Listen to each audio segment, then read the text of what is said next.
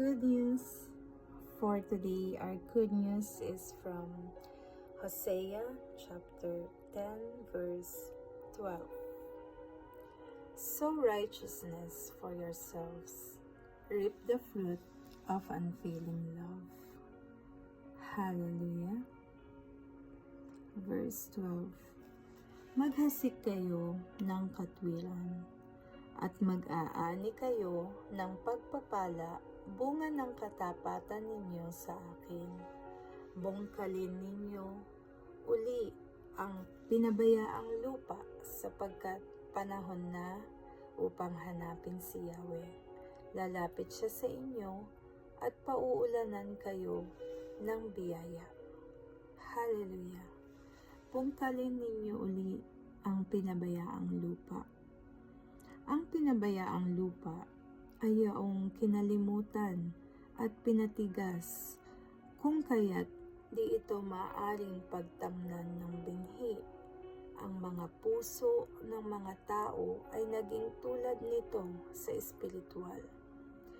Kailangang palambutin ang kanilang mga puso at isip sa pamamagitan ng pagkalumbay sa kasalanan at pagsisisi na magbubukas sa kanila sa salita at kalooban ng Diyos.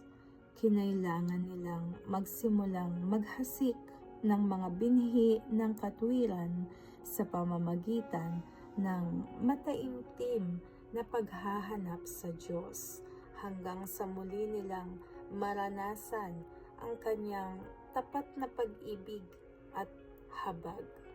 Praise be to God. In your relationships, what you sow into, you're going to reap.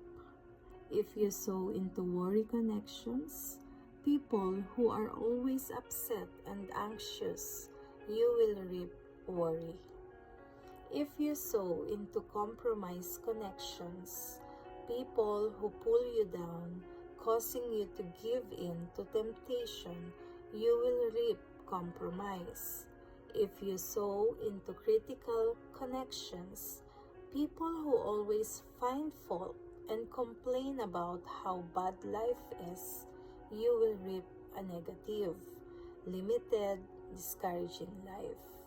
But when you sow into favor connections, into people who are blessed and joyful, people who are where you dream of going, you're going to reap favor, increase, and new levels. We all